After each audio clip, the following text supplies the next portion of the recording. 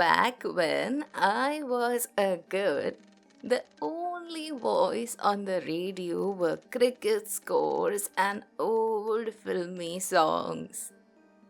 But the dead, oh, they always had their own frequency. You just had to know where to tune.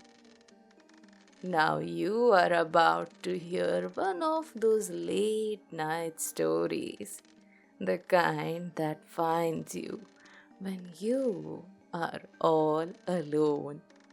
It starts as all ghost stories should. A girl who received a call from the wrong number.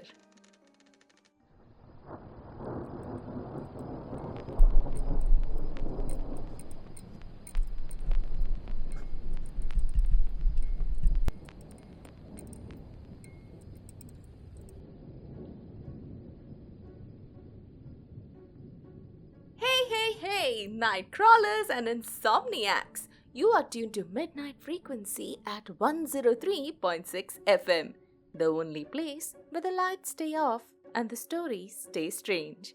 I'm your host Rita, keeper of the witching hour. And you know how it works. From now until 3 a.m., it's just me, you, and the voices in between. So, buckle up. Turn down the lights, or maybe not. Lock that door. Let's take our first call.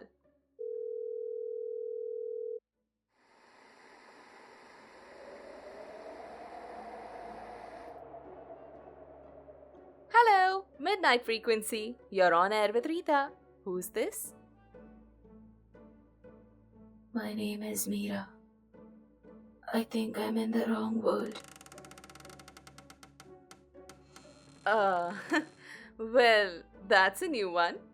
For those of you who don't know, we really have a creative audience out there. Alright, Mira, let's roll with it. How old are you? 17. Or at least I was before this place.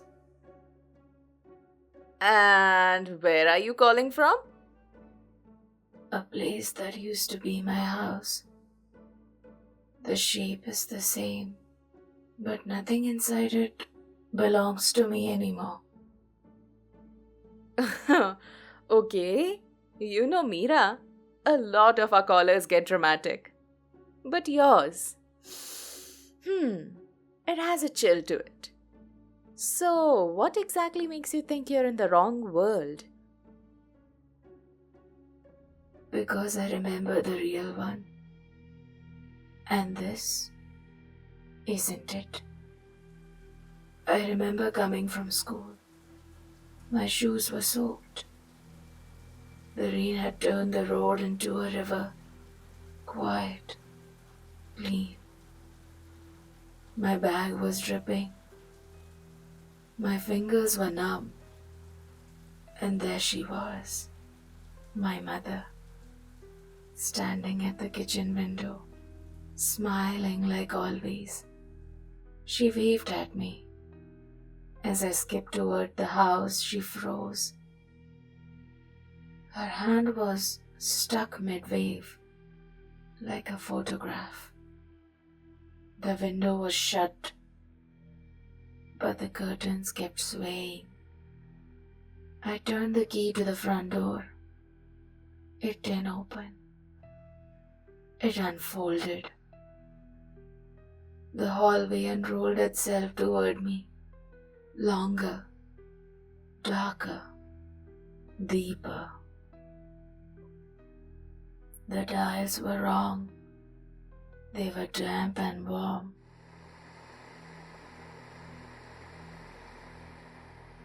The lights flickered above my head in a rhythm I couldn't name.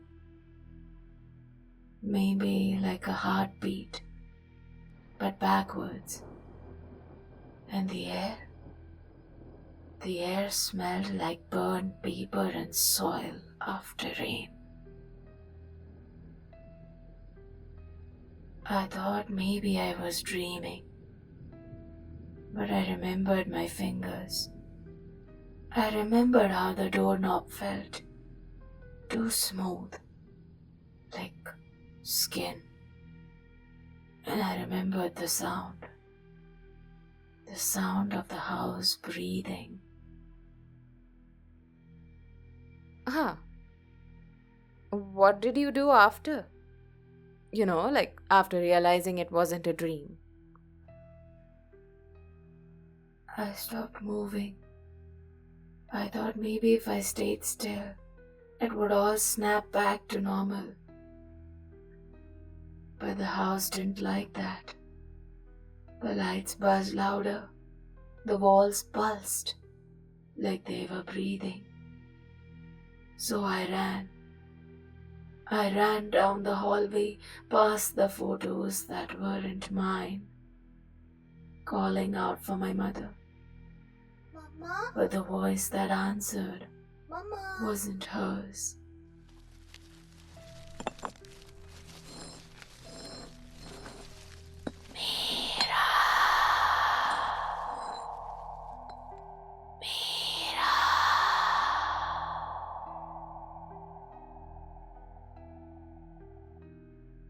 Huh. Okay, to our listeners, this is getting creepy. But Meera here has some seriously good storytelling skills. Okay, Meera, what happened next?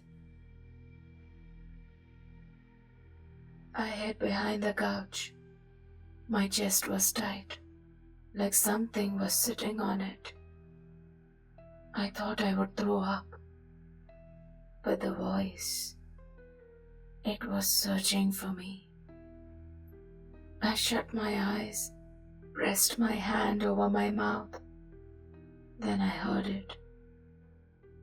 This scraping sound, like something carving into stone. It wasn't far. Powdered bean drifted down, settling on my nose. And so I looked up.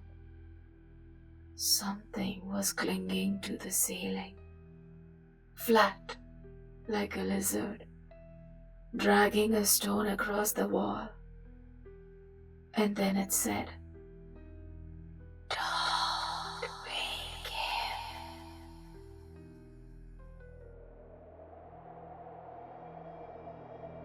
Whoa. Windy out there, huh? So, who's him? I don't know. I haven't seen him yet. I hear breathing from the walls.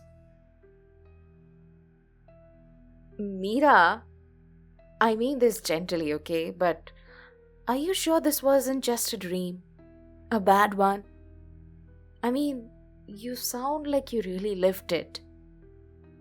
I thought that too. But it felt like days had passed. The house had become a maze. No food, no water, just endless hallways looping back. After what felt like forever, I found the kitchen. My mother was there, curled up on the floor like a child. Her mouth was gone, just stitched skin where it used to be. Oh, okay. That took a sharp left into a full-blown nightmare territory. Are you sure you're not messing with me? Because if you are, that's hell of a place to go for a prank, okay? Her lifeless body, hard, dark, was pointing at the mirror. When I looked, my reflection blinked, but I didn't.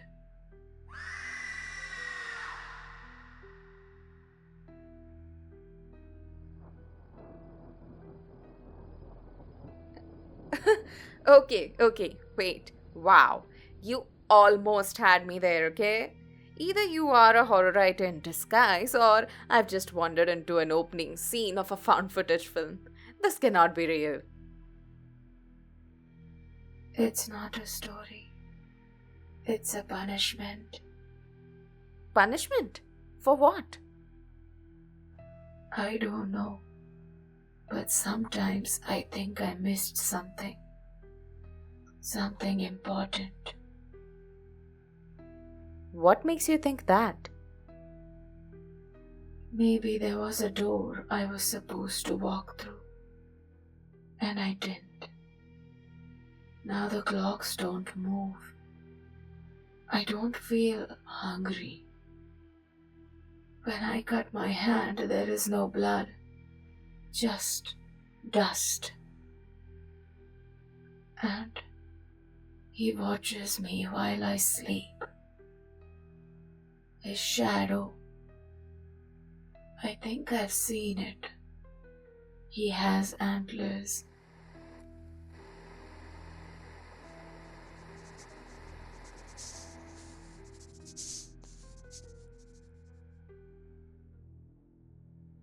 The one with the antlers. What does he... Mira? Mira, are you still there? Mira? Yes, Mira, did you try to escape? there are doors, but they lead to the same room. I have written letters, screamed into winds, tried breaking the windows. Once, the sky cracked open, and I saw teeth behind it. Oh God. I think this is some kind of hell. Not the burning kind. The kind that waits, that watches. Holy, what is happening right now, Mira? I think he's close.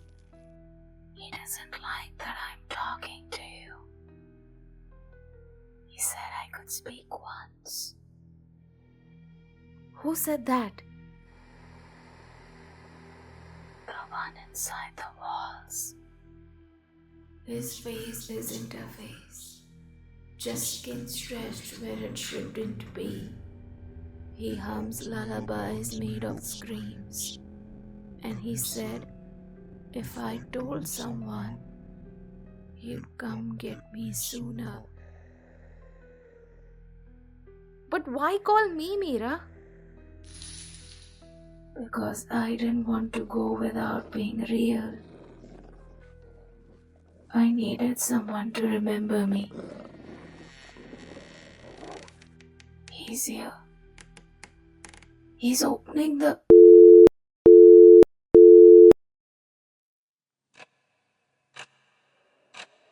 Mira? Mira!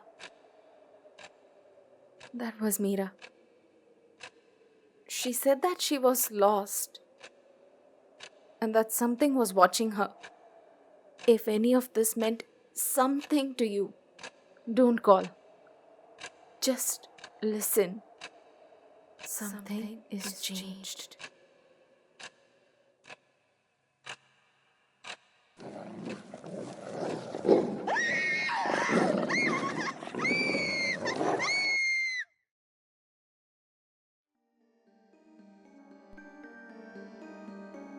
Back in my day, we didn't answer unknown numbers. But sometimes they were not wrong. They were very right. Just not for the living. So next time a strange number calls in the middle of the night, maybe let it ring. You never know who's dialing out of hell these days.